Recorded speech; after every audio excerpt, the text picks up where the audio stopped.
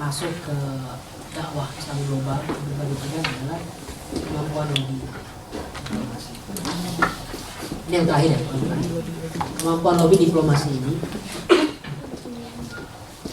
bisa teman-teman dapat kalau teman-teman mempunyai kebiasaan bergaul yang lintas budaya, lintas bahasa juga, lintas negara, dan aktif dalam organisasi struktural.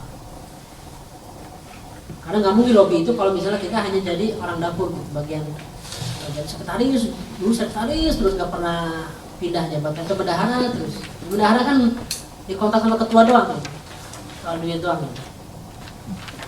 Sekali-kali kalau ada organisasi bagian rumah, bagian itu, ambil kesempatan itu. Karena itu kesempatan untuk melatih lobby, bergaul dengan orang KBRI. Kan beda, ada beberapa, walaupun nggak semuanya, ada beberapa orang KBRI itu yang pengen dihargai banget gitu, jabat. Nah, itu beda approach-nya gitu. Bagaimana kita bisa hormat tapi tanpa bungkuk kesalaman yang lupa gitu. Saya nggak suka mengangkat biasa aja. Halo, pagi, assalamualaikum. Beda gitu. Tapi kita bisa hormat. Itu perlu dilatih. Dimana ketemu dengan saingan sama-sama calon ketua misalnya. Bagaimana bisa kita perlu melatih bagaimana keluar semua ide-idenya, argumennya yang kita nanti pakai ketika debat misalnya. Itu perlu ada momennya. Kalau itu bisa Anda dapatkan kalau Anda berorganisasi. Karena bergaul dengan banyak orang, dan bagus lagi nanti ketika punya kemampuan lobbynya dengan orang-orang asing. Kembali saya mengulang-ulang tentang interaksi dengan orang asing karena misi Islam internasional itu bukan hanya dengan sering dipersepsi adalah dakwah di luar negeri, tapi sesama Indonesia doang gitu. Tapi dengan umat manusia, karena yang saya sebut tadi di awal, landasan filosofis kita adalah al-khilafah fil ardh. Mengelola bumi. Jadi suatu hari kemampuan lobby, kemampuan retorika, bahasa asing mantap, lalu juga mentalitas percaya diri, tahu tentang how to have a well dress, terus juga knowledge kepakarannya, itu akan ada rasakan ketika Anda mempunyai posisi strategis di dunia barat misalnya. Jadi CEO perusahaan internasional atau jadi Greenpeace yang lingkungan, menjadi para pengurus utama di Amnesty International, atau menjadi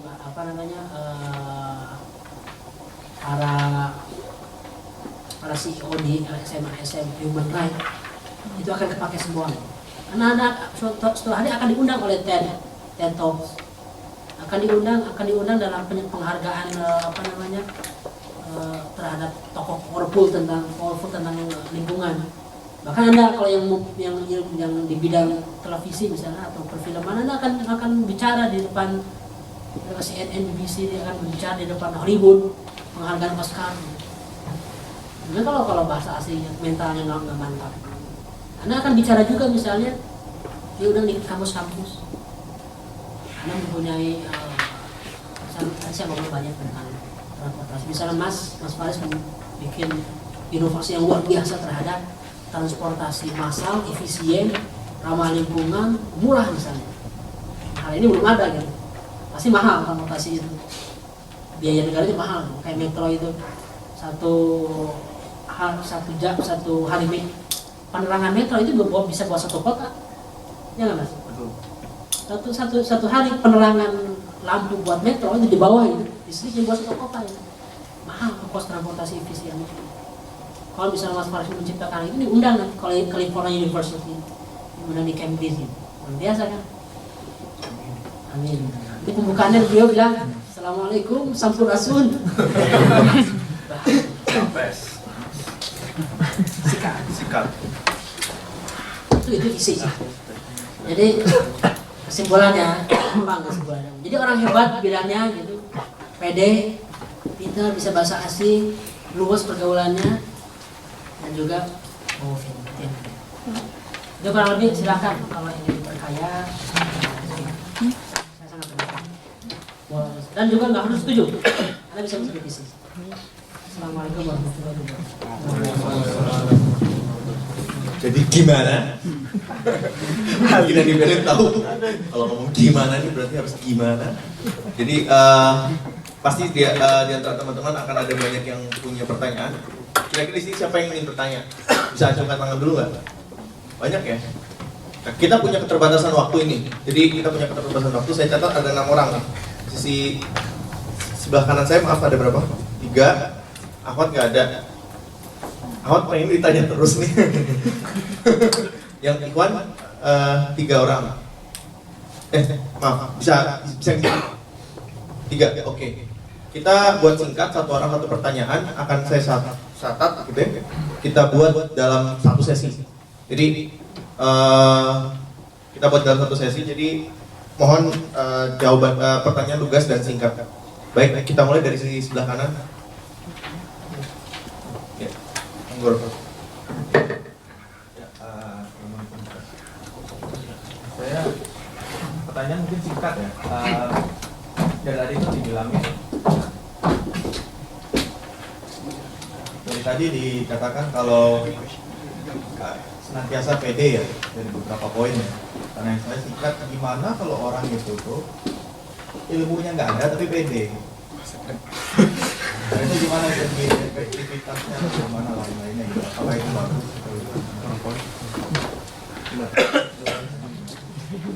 Bismillahirrahmanirrahim. Assalamualaikum warahmatullahi wabarakatuh.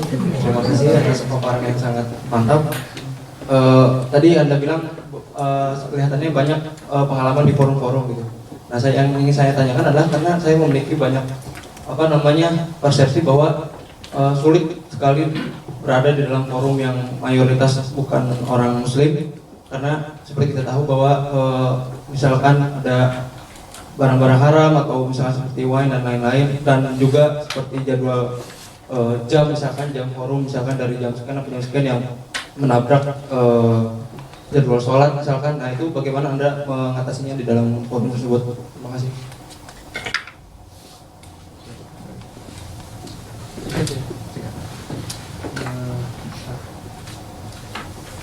Assalamualaikum warahmatullahi wabarakatuh. Singkat mungkin, apakah kita kan mungkin untuk menjadi seorang expert nanti akan menggeluti atau menjadi ahli di bidang masing-masing yang berbeda-beda tentu setiap kita. Nah, apakah setiap kita ini juga punya standar atau basic yang sama? Jadi maksudnya sebagai expert kita mungkin berbeda-beda, tapi apakah kita sebagai pertama apa sih maksudnya? Apakah kita itu adakah kita ini semua punya sebuah standar ilmu basic yang kita semua harus punya? Gitu maksudnya. Ya itu. Misalnya contoh satu tentang Al-Quran misalnya. Sejauh apa kita semua baiknya adalah hafal Al-Quran semua sejak kecil misalnya sampai umur sekian, baru setelah umur sekian kita menjadi expert. Itu maksudnya. Jadi apakah ada ilmu dasar yang sama yang seharusnya setiap expert itu kuasai?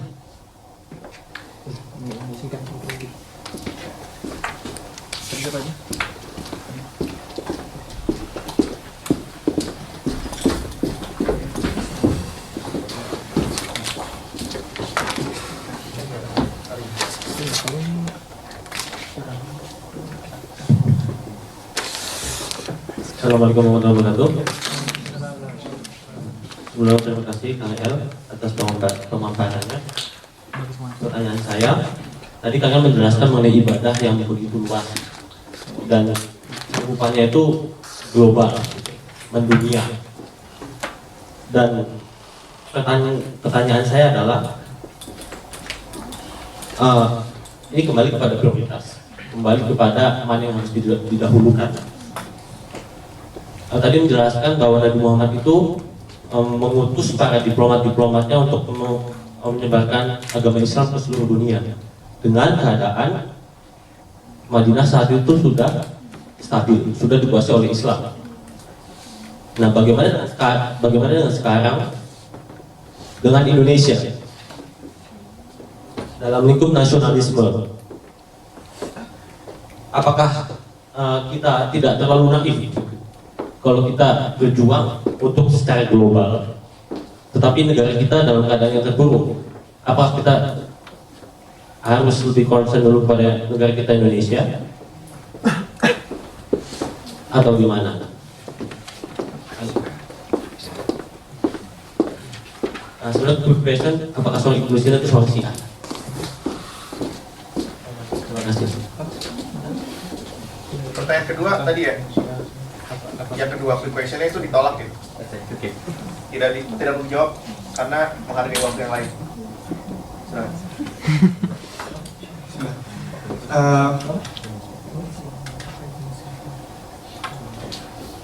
Mas Fandi, jadi saya ceritanya amazed gitu ya sama dua materi yang tadi dibawain sama Mas Nuga sama Mas Elfandi. Tadi sebelum Mas Nuga bahas tentang ideologi. Yang kedua, Mas Elfandi saya lihat menekankan juga tentang value Islam. Pertanyaan saya di sini seberapa kuat kita harus memperkaya value Islam yang kita pegang. Mungkin mirip sama pertanyaan Bang Karim. Seberapa kuat proporsinya dengan ilmu di dunia yang akan kita geluti itu. Jadi value Islam yang kita pegang seberapa kuat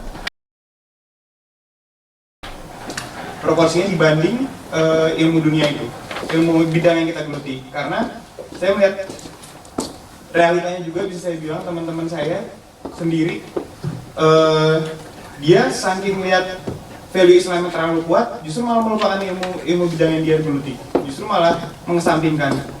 Atau ada juga ya itu kalau yang ilmu dunianya udah kuat terus melupakan ilmu value Islamnya, udah tadi Mas Elfani udah berkali-kali ngomong, cuman ada banyak teman-teman yang saking kuatnya di value Islam, saking dalamnya dia baca value Islam, saking mau nyunahnya banget sampai ilmu dunia dia kesampingkan gitu. Jadi seberapa besar proporsinya? Karena saya mengingatkan diri saya sendiri juga, ini seberapa kuat saya harus itu membawa value Islam. Assalamualaikum, terima kasih. Tadi pertanyaan saya beberapa udah nyambung sama pertanyaan Bang Karimi. Saya cuma mau menambahkan antara pengetahuan dan kekuatan ekonomi gitu. Kita nggak mungkin pengetahuan terus yang dikejar gitu, sedangkan kita ketinggalan di bidang ekonomi. Nah, biar balance, gimana kita menyeimbangkan pengetahuan kita dengan prospek ekonomi kita juga gitu. Terima kasih. Assalamualaikum.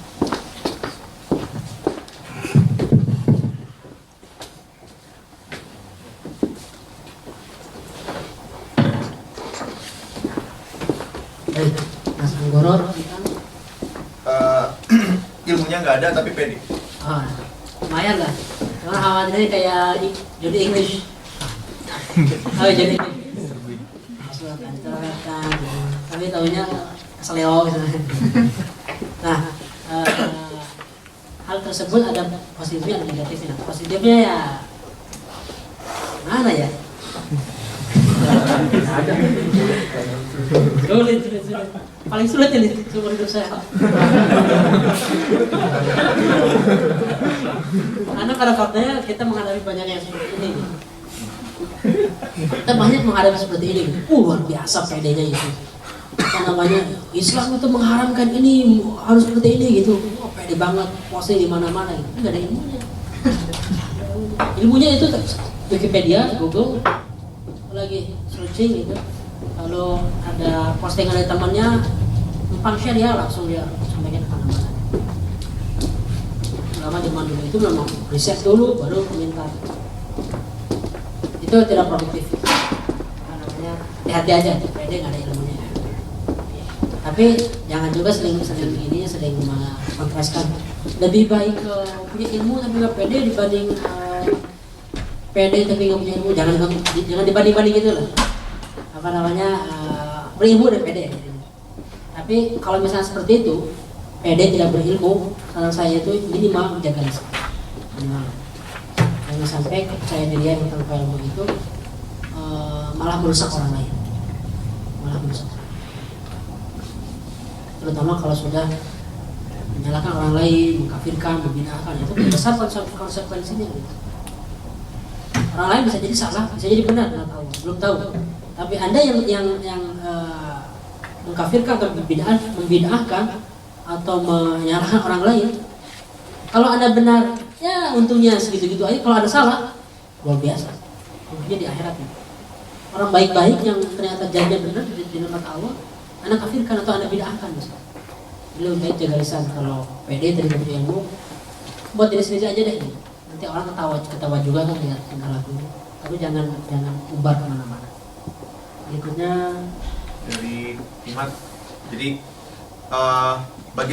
bagaimana kita mengelola jika kita merasa canggung untuk berada dalam suatu forum internasional, terutama ketika kita memanage alkohol, waktu sholat dan lain-lain. Untuk teknis itu hal teknis ya, hal teknis dalam fikih hudur. Bagaimana fikih keberadaan kita di sini. Saya kurang sepakat dengan fikih aqliyat, fikih minoritas. Nanti ada tema lain yang perlu dibahas. Kenapa fikih minoritas itu hari ini perlu didiskusikan lagi. Apakah tepat nggak fikih minoritas? Yang kalau buat saya lebih cenderung fikih hudur, fikih keberadaan kita. Jadi kita lebih punya power, kita bukan minoritas, yang penting ada makanan halal, yang penting kita bisa sholat. Tapi banyak hal-hal yang nggak kita urus karena kita minoritas. Hal yang kayak gitu teknis. Buat saya pribadi, pengalaman saya nggak pernah masalah. Namanya sholat, jalan-jalan dengan beberapa teman-teman di mana saja, parkir di jalan, nggak ada tempat bersih, pantainya duduk sambil duduk sholat. Dan orang selama pertemuan manapun nggak akan ada yang protes kalau Anda ke toilet 10 menit, ya nggak? Bahkan sedang ujian atau bahkan sedang ada rapat penting gitu, nggak bisa ditahan gitu. Dan orang nggak perlu tahu kita keluar ke toilet sholat. Jadi banyak trik itu, terlalu banyak gitu. Tiap orang punya trik. Alkohol itu banyak, saya ambil gelas yang gelas kayak buat wine udah ambil gitu, ambil air putih saja pakai es, kocok-kocok. Ini Coca-Cola gitu, kayak wine gitu. Ada Coca-Cola atau Fanta. Nggak ada Fanta ya. Banyak tips-tips seperti itu. Interaksi dengan kebablasan orang lain, kan kita bisa menjaga diri sendiri. Jadi, tapi yang ingin saya sampaikan poinnya itu adalah jangan jadikan hal-hal kerikil ini menyetop Anda berlari. Anda lagi lari gitu, nanti ada rumput-rumput yang keinjak, berhenti dulu, jangan. Lari aja, lari. Berikutnya dari Karimi, adakah standar ilmu basic yang harus kita miliki gitu ya? Betul. Ya, dari Karimi Al-Banjari. Standar ilmu basic idealnya dulu para khalifah saat itu mempunyai mimpi yang ideal untuk pemimpin masa depan. Jadi anak-anak sejak kecil ini ideal banget. Tapi ini saya sampaikan biar teman-teman kalau punya anak nanti didik seperti ini. Umur awal itu umur hafalan. 7 tahun itu Quran, terus 10 tahun Quran harus hafal aja. Hafal dan doktrin. Bahkan kalau Hasan Al-Banna itu dididik kalau itu menghafal 3 hal, Quran, hadis, dan matan. Matan itu setiap ilmu itu, kalau dalam ilmu Islam ya, ilmu itu ada deskripsinya, buku-buku, tapi ada matan. Matan itu kayak syair, tapi buku yang setebal ini itu dirangkum jadi 15 halaman misalnya, kayak syair. Tapi itu intinya, inti banget ilmu itu. Yang satu baris matan itu kalau dideskripsikan itu bisa 20 halaman. Jadi menghafal matan itu seperti menguasai ilmu pengetahuan bidang tersebut. Man hafidhal mutun arafal funun. Siapa yang menghafal matan, maka dia akan mengetahui sebuah bidang pengetahuan. Itu idealnya. Umur dasar menghafal Quran, hadis, dan matan pengetahuan. Setelah itu baru ilmu-ilmu alam, dasar-dasar ilmu alam dan ilmu sosial. Ilmu alam itu bukan hanya fakta, jarak antara matahari ke bumi berapa gitu. Tapi kenapa harus ada matahari? Kenapa Tuhan menciptakan matahari? Kenapa misalnya kita harus makan yang sehat? Ini ilmu tentang survive buat diri sendiri, buat survive, buat kita bisa menjadi orang baik secara sosial, itu ilmu dasarnya. Jadi perlu ditanamkan value-value itu ke anak-anak. Setelah itu baru ilmu ilmu yang mendasari matematika, bahasa lokal, berarti bahasa Indonesia dan bahasa daerah, itu ilmu vital sekali. Lalu sastra, sejarah,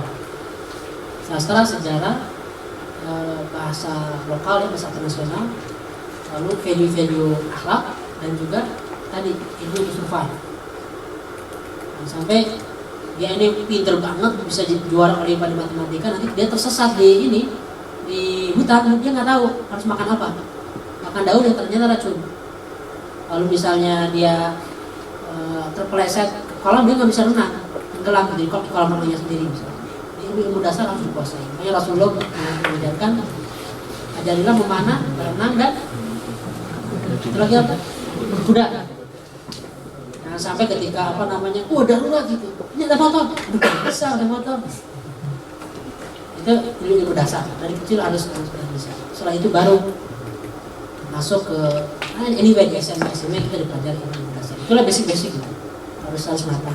Setelah itu baru masuk spesialisasi sesuai dengan bidang masing-masing. Tapi kan itu ya seideal itu ya, tidak semua kita mempunyai pendidikan, mendapatkan kesempatan mengenyam pendidikan yang sangat ideal untuk orang tua kita. Saya misalnya dari kecil hanya belajar ngaji doang, di motivasi, dipaksa untuk menghafal Quran. Anak-anak kecil harus dipaksa, nggak bisa berdialog mau apa, harus dipaksa untuk berlatih. Nanti setelah dia mulai akalnya mulai berdialog banyak bilang. Tapi waktu 4 tahun nggak ada dialog, hafalkan. Nah, hal seperti itu kalau nggak ideal, kita sekarang mencicil ini. Saya secara pribadi, tiap orang punya tips. Saya punya pribadi. Waktu saya usia 15 itu punya planning untuk usia emas, usia 30. Saya targetkan bahasa asing apa yang ingin saya kuasai, 3 bahasa, Inggris, Arab, Prancis misalnya. Saya targetkan dari dulu sebelum keluar negeri. Forum-forum apa saja yang saya ikuti, skill apa saja, misalnya diplomasi, retorika, menulis ilmiah dan menulis populer, menulis sastra, kemampuan apalagi misalnya untuk dikuasai bela diri, fit, badan, itu di list hal-hal seperti itu. Tiap orang punya prioritas dan itu kejar lah, ditargetkan setiap tahunnya. Tapi ini yang akan saya bahas tiap tahun itu ada dalam materi ilmu manajemen diri ya. Tapi ilmu dasar itu yang jelas kalau dalam ilmu Islam, ilmu tauhid, mengenal Allah, mengenal sejarah Nabi Muhammad. Saya list ya satu, ilmu tauhid. Harus tahu gitu, jangan sampai kita nggak tahu kenapa fungsi melayani, kenapa Rasulullah diutus gitu. Kenapa misalnya apa bedanya Nabi Muhammad dengan Nabi Musa? Ajarannya apa bedanya? Bukan berarti harus tahu mengkaji semua perdebatan tafsirnya, nggak harus. Tapi tahu hal-hal dasar. Tauhid tentang bisa baca Quran itu yang dasar. Lalu juga mengerti itu hadis itu seperti apa kodifikasinya. Nggak harus apa hadis seluruhnya, tapi minimal tahu gitu apa bedanya hadis hasan, hadis maudhu, hadis misalnya ada teman yang ngomong gini, hadis itu ada macam-macam, jangan kita percaya semuanya. Ada hadis yang sahih tapi ada juga hadis yang maudhu, ada hadis maudhu itu hadis dari Rasulullah tapi yang maudhu. Nah, yang nggak paham hadis maudhu itu hadis palsu, cuma kita sebut hadis itu. Jadi memang bukan dari Rasulullah sama sekali, gitu, cuma dia nyangkanya bahwa Rasulullah itu punya beberapa versi hadis, ada hadis yang sahih, ada hadis maudhu versi Rasulullah. Dia nggak ngerti maudhu itu apa. Do'if, jangan sampai do'if itu diperlakukan kayak maudhu. Do'if itu padahal hadis yang bisa jadi sahih, cuma ada tarik salah sedikit, jadilah do'if. Misalnya hafalan si perawinya kurang kuat atau apa, yang kayak gitu perlu tahu saya umum. Jangan sampai kita baca hadis ada labelnya di bawahnya apa namanya hadis hasan, hadis mutawatir, kita nggak tahu maknanya apa. Lalu ada orang debat tentang apa namanya hadis kan bikin manusia juga, jadi bisa kritisi semuanya. Dia mau kritisi hadis mutawatir gitu. Dia nggak tahu makna mutawatir itu apa. Misalnya contoh aja ya, contoh mutawatir misalnya hadis yang menyebar di kalangan masyarakat, di kalangan sahabat, hampir orang kan tahu semuanya gitu. Dan hadis mutawatir itu sedikit ya. Itu paling tinggi. Jadi kalau ada orang mengkritisi itu, Anda mulai masuk ke debat itu, gitu Anda gagal gitu memahami hadis yang mutawatir, bahaya. Nah, ini ilmu pengantar hadis perlu tahu sedikit-sedikitnya gitu. Nah, harusnya itu kita punya pelajaran agama dari mulai SD sampai SMA itu, hal kayak gini itu dikurikulumkan dengan sangat rapi. Bisa bilang waktu SMA dulu kayaknya sangat minim sekali poin-poin seperti itu. Lalu setelah itu ilmu ibadah harian kita. Ilmu harian kita jangan sampai hanya apa yang membekas itu, apa yang membekas dari guru ngaji kita kecil gitu, bisa jadi salah, bisa jadi benar. Kita review lagi fikih ibadahnya. Tapi nggak harus terlalu detail ya kalau memang Anda tidak spesialis di situ. Lalu berikutnya sejarah Nabi Muhammad itu vital gitu. Teman-teman pada tahu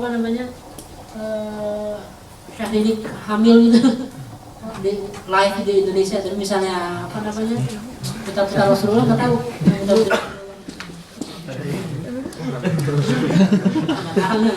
Kita lihat aja waktu itu bumi gitu, di live kan.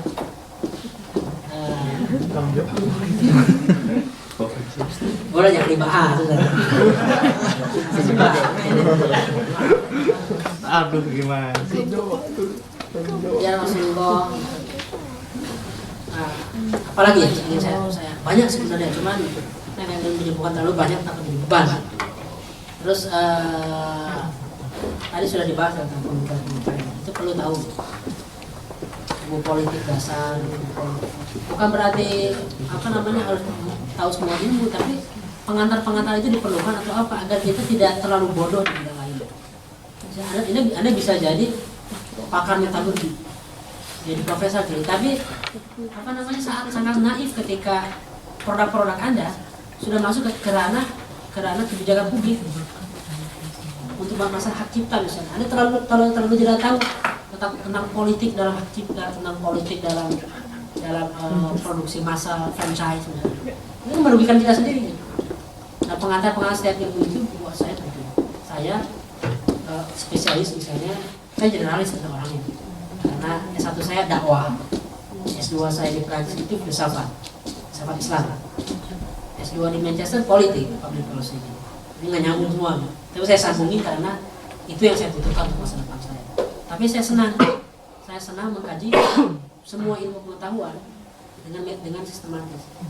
Setiap saya ketemu dengan orang yang berbeda bidang dan dia minimal sudah lewat tingkat 3 lah, saya selalu minta ini yang modulnya. Tapi kalau dia dari kampus-kampus bagus. Kemarin saya dari Denmark itu sekamar di hostel sama orang Inggris dari Newcastle. Saya menjelaskan, dia senang merasa ketemu saudara ya. Bilang, terus ngobrol dia ternyata belajar sejarah tingkat 3. Ngobrol banyak, saya sering baca sejarah juga. Dia tertarik ngobrol banyak. Saya kebetulan tulis guide kan di Eropa, jadi sejarah Eropa saya tahu macam-macam. Dia bilang, menarik ya, dia banyak ngobrol. Tapi saya bilang, saya pengen sesuatu dari Anda. Apa? Saya pengen minta modul tingkat 1 sampai tingkat 3 S1 Anda jurusan sejarah Eropa, referensinya apa saja, pengarang yang terbaik apa saja, lalu materi apa saja sih yang paling prioritas di ilmu sejarah itu. Karena ilmu S1 ilmu general gitu kan, semua itu sering saya mintain ilmu psikologi semuanya. Dan saya punya list, bukan buku, list modul kuliah yang ingin saya pelajari pas pulang ke Indonesia gitu. Karena selama ini dari mulai di Prancis sampai hari ini 4 tahun saya nggak ada waktu untuk baca selain di bidang kuliah yang saya pelajari gitu. Karena beban kuliah banyak, beban reading listnya. Itu saya rencanakan gitu. Saya ingin tahu ilmu dasar setiap bidang itu. Jadi ibarat kuliah sendiri, S1 di berbagai bidang, tapi baca sendiri dokternya. Itu saya rekomendasikan kalau teman-teman punya energi baca. Sehingga teman-teman punya spesialisasi, tapi ditanya apapun tahu gitu. Perspektifnya. Ya, tapi jangan berharap jadi mesin cerdas cermat. Jangan berharap jadi mesin cerdas cermat. Mesin cerdas cermat itu adalah orang-orang yang konsen pada detail-detail gitu, tanggal, tahun, itu hal penting. Anda nanya saya tanggal perang Waterloo Napoleon, saya nggak tahu, lupa lagi 15 atau berapa, tapi sekitar segituan saya tahu. Tapi saya tahu efek perang itu pada percaturan atau hubungan Inggris-Prancis, dan juga bagaimana ekonomi Inggris dikuasai oleh Flanders. Nah itu yang penting itu. Misalnya ilmu geografi saya mempelajari ilmu psikologi, perbedaan behavioris, psikoanalisis, humanisme. Ini tantangan, Mas. Jadi saya nggak bisa bilang apa. Setiap obsesi, setiap orang yang punya obsesi itu punya standar yang berbeda. Semakin tinggi, standar minimal itu tinggi juga. Di luar spesialisasi. Begitu, Mas Banjari. Ya, kurang lebih. Kalau tidak puas bisa dipuaskan di luar forum ya. Kemudian dari Ari, apakah kita tidak naif jika kita berjuang untuk kehidupan global, tapi negara sendiri masih sengsara? Kurang lebih begitu ya? Enggak. Ya, betul. Ya. Kita beri waktu untuk malah minum dulu kan. Selain dari ini.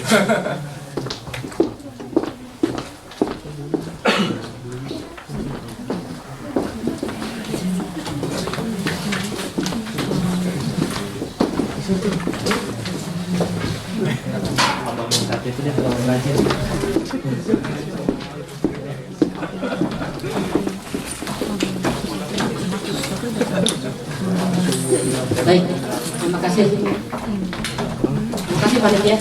Saya jalan lagi. Ya, beli air dulu. Salah. Apakah tidak naif ketika berjuang global di Indonesia? Kita boleh di Indonesia aja berurus. Bisa jadi naif kalau kita nggak punya alokasi waktu untuk membangun negeri. Bisa jadi naif. Atau orang-orang yang memang tidak punya keinginan untuk membangun Indonesia, dan itu ada Mas. Nah, orang yang memang setelah punya gaji besar di Eropa itu udah aja hilang gitu, sama sekali nggak terasa manfaatnya bagi Indonesia. Manfaat bagi Indonesia dalam arti berbagi pengalaman dia khususnya di Indonesia, atau memberikan kesempatan bagi anak-anak muda Indonesia untuk menjadi sukses seperti dia. Banyak lah caranya. Memang ada orang-orang yang seperti itu, ya obsesinya global gitu, kerja di perusahaan internasional, jadi mid levelnya, jadi kepala departemen kayak atau apa, tapi dia nggak punya konflik sama sekali. Ada itu yang naif, yang jangan sampai teman-teman seperti itu, karena godaan seperti itu kuat. Saya katakan kuat. Teman-teman lulus dari S2 di sini direkrut oleh perusahaan apa Sony atau apa, jadi engineer-nya, arsiteknya tuh, lalu gajinya 6.000 sebulan, udah aja misalnya, bye-bye tentang Indonesia, nggak ada mesin, nggak ada ngebina teman-teman, nggak ada untuk anak-anak baru yang mau ke Jerman. Yang seperti itu ada nggak kira-kira?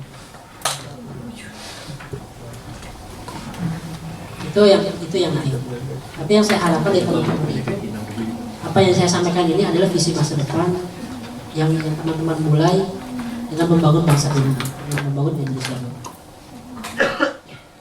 Bahkan harapan saya apa yang teman-teman lakukan di Indonesia itulah yang menjadi modal untuk mempengaruhi dunia. Misalnya gini, Anda menciptakan inovasi baru terhadap bagaimana keluarga bisa mempunyai life planning yang bagus. Contoh ya, ini saya baru mikir tadi. Keluarga punya life planning yang bagus. Bagaimana di usia berapa Anda bikin softwarenya, bikin programnya, bikin pelatihannya. Bagaimana keluarga itu bisa membangun keluarga yang sakinah dengan life planning di pikiran Anda. Nah, itu berhasil di Indonesia. Berhasil. Keluarga itu punya 3-4 anak, tapi anak-anaknya juga berhasil disekolahkan dengan program yang Anda buat. Lalu itulah yang Anda ekspor ke negara lain. Itu nilai lebih dari kontribusi Anda. Mulai dari Indonesia dan manfaatnya dirasakan oleh orang lain. Saya ingin ambil satu sampel negara Turki ya.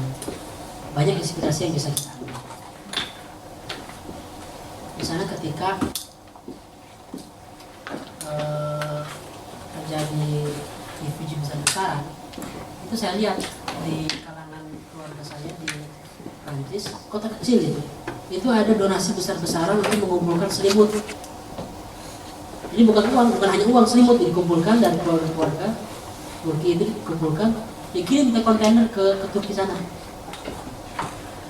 untuk di sana untuk para refugee Suriah ya. Dan refugee Suriah di Turki jauh lebih banyak dibanding Eropa, banyak banget sana. Walaupun nggak seramai media diberitakan. Nah itu contoh bagaimana aktivitas sosial di level lokal, level negara, bahkan di level yang paling kecil itu manfaatnya ditransfer ke orang lain. Itu kita tidak sayang. Saya punya banyak cita-cita punya banyak mimpi untuk hal-hal seperti ini, memulai sesuatu yang bermanfaat dimulai dari Bandung, revolusi sosial yang nanti kalau misalnya bagus kita adopsi keluar. Dan orang-orang yang sering bicara di TED Talks itu biasanya orang-orang yang sudah diakui level global, tapi mereka mulai dari kampung masing-masing, dari kota masing-masing. Dan saya suka slogan yang dipopulerkan wali kota Bandung, My City, My Responsibility. Dan saya ingin pulang ke Bandung, concern di Bandung. Berhasil kita terapkan di Indonesia, berhasil di level global. Nah itu, jadi kalau seperti itu pandangannya, mindsetnya dalam arti bertahap. Bukan naik, justru itulah cara yang strategis. Berpikir global kita, punya visi global dengan skillnya itu global, bahasa asing yang mantap, diplomasinya mantap dengan orang asing, tapi mulai dari kampung sendiri.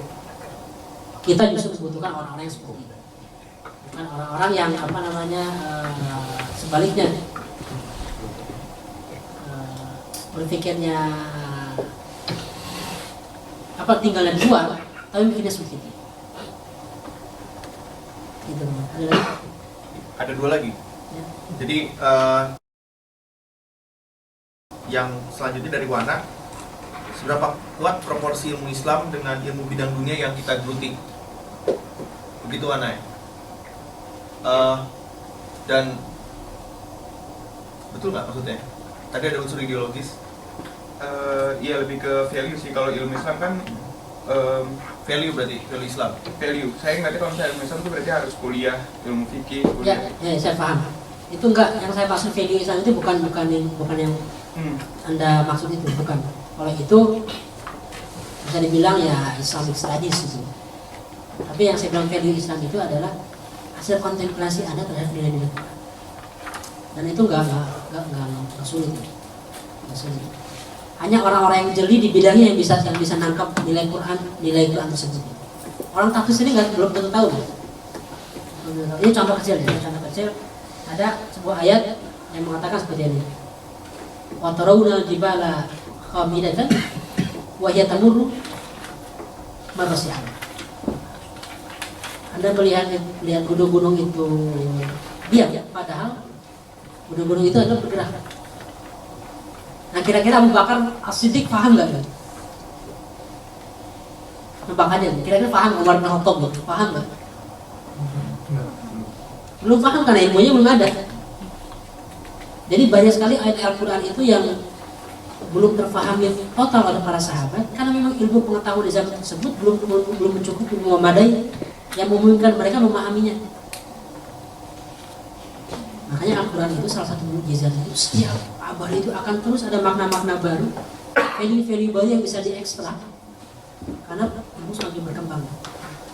Jadi tafsir, kalau kita bikin tafsir baru sekarang yang ditulis oleh satu grup ilmuwan itu, dari mulai ahli tafsir, ahli hadisnya sampai saintis berbagai bidang, itu akan jauh lebih kaya dibanding tafsir yang ditulis oleh Imam At-Tabari atau Ibnu Katsir. Bukan berarti mereka salah, enggak. Saya nggak mengatakan salah, hati-hati. Jangan dicatut di kalimat saya nanti maksudnya dia. Kalian mengatakan bahwa tafsir Tabari nggak berharga dibanding tafsir orang zaman sekarang. Kan gitu kan rasanya dia. Ya, saya rekam, saya punya rekaman yang lengkap sendiri, punya bukti.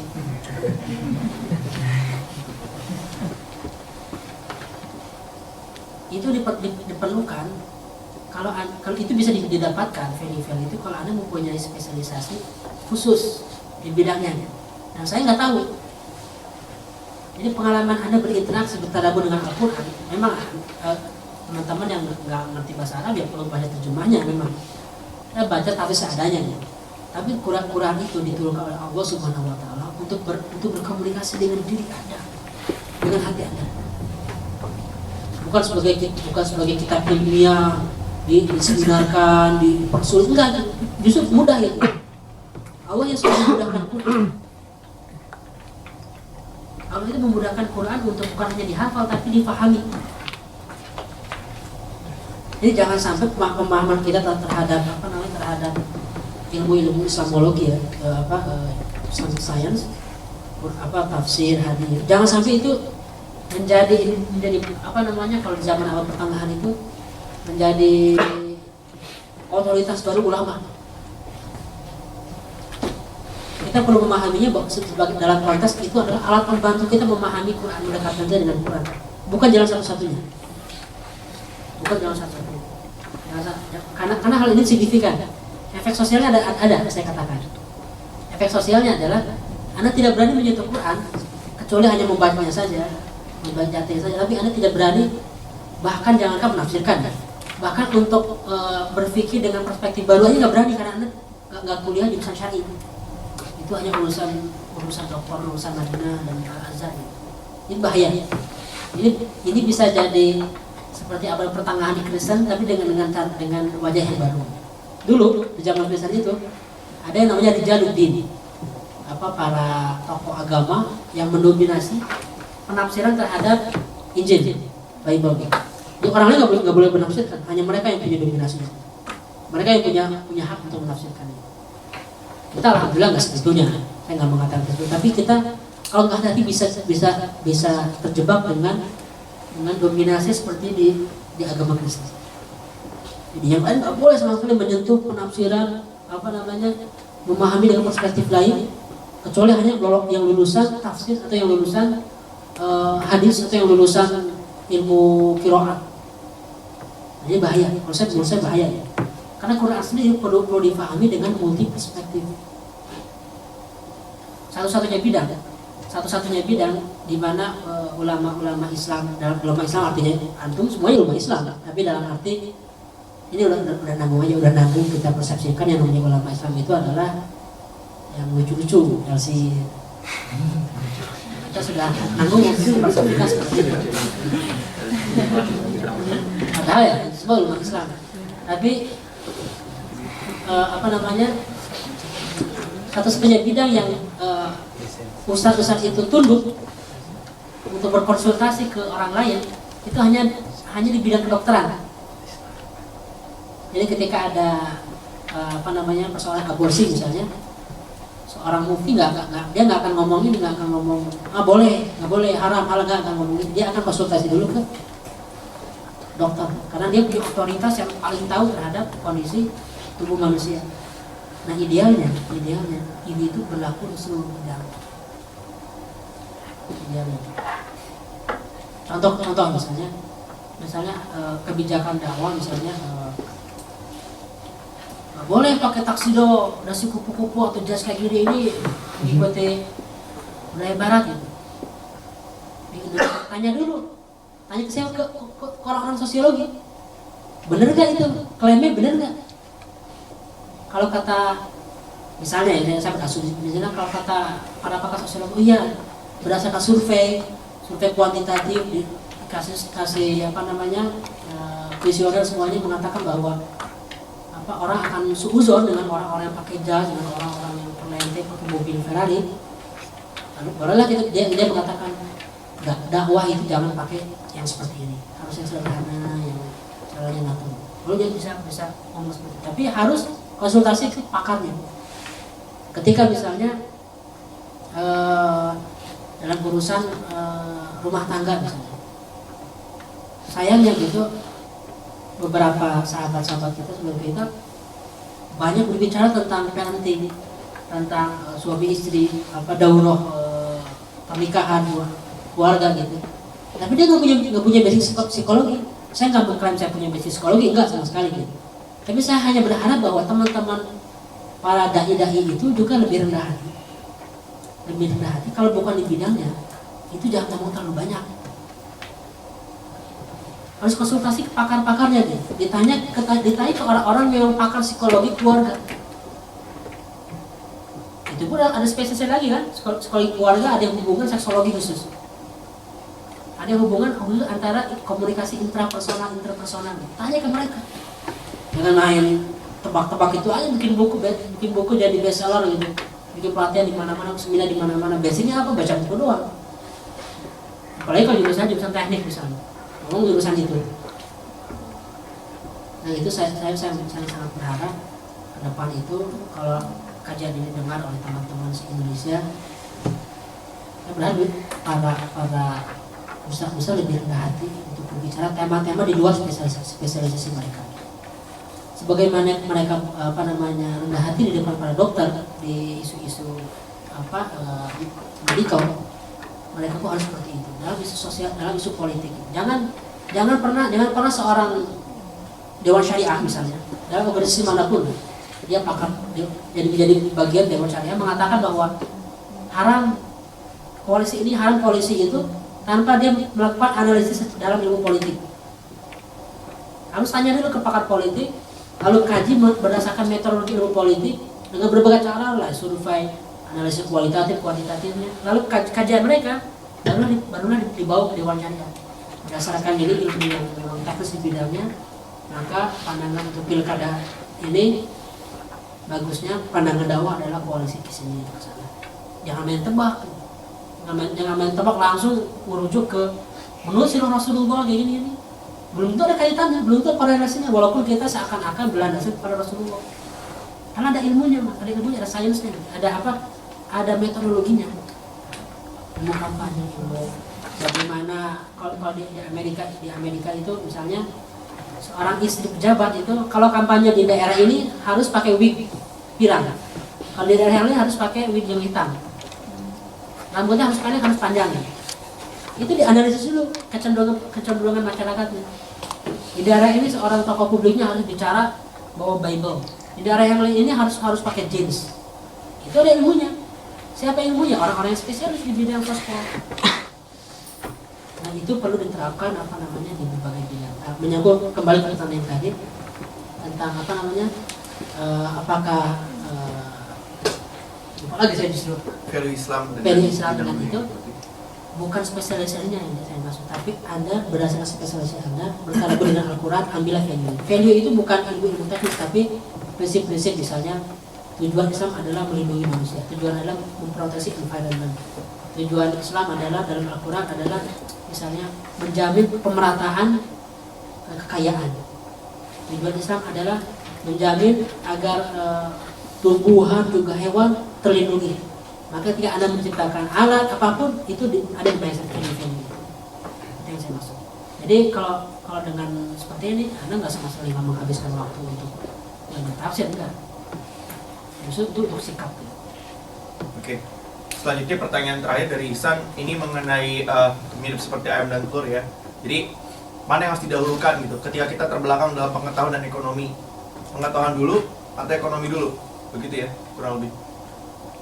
Sains dulu atau kemapanan ekonomi dulu, bukan ilmu ekonomi. Man arada dunya fa'alaihi bil ilmi wa man arada al-akhirah fa'alaihi bil ilmi wa man aradahuma fa'alaihi bil ilmi. Siapa yang mau dunia dengan ilmu, siapa yang mau akhirat dengan ilmu, siapa yang mau dua-duanya dengan ilmu. Itu kaidah dasar bahwa ilmu itu segalanya, pengetahuan segalanya. Makanya Al-Quran itu dimulai dengan Iqra, bukan dengan amwal. Iqra. Nah, apa kaitannya? Ekonomi yang kita lihat hari ini itu adalah ekonomi berbasis pengetahuan.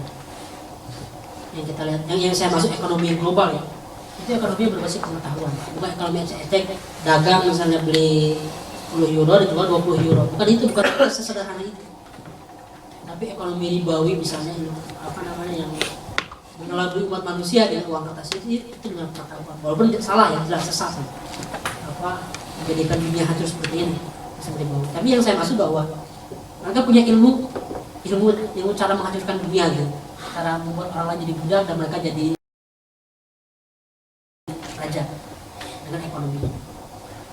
Jadi justru ilmu itulah yang membuat mereka makin kaya. Dan kalau kita tidak punya ilmu yang seperti itu, kita berimbang ilmunya, kita nggak akan bisa membangun kekuatan ekonomi. Karena yang lebih penting selain perbankan dan yang Yang meraja dunia perbankan. Tapi sekarang yang lebih keren juga adalah mata uang baru, ada informasi. Kenapa mata uang baru? Karena hari ini perdagangan global ini trading itu sangat mengandalkan informasi klien jarak jauh. Misalnya toko online, misalnya jenis Asos itu dia punya saya jadi promosi lagi, punya paket lu belanja lebih dari 30 pound sterling kirim ke Indonesia gratis, barang-barang bagus. Tapi dia bagaimana dia bisa menggait klien-klien dari Inggris ataupun dari luar negeri dengan data, termasuk data. Gojek main data, lalu juga saya nggak punya informasi datanya sekarang. Kemarin saya punya mata kuliah tentang big data itu tentang bagaimana sehari ada live internet activity itu ada sih, ada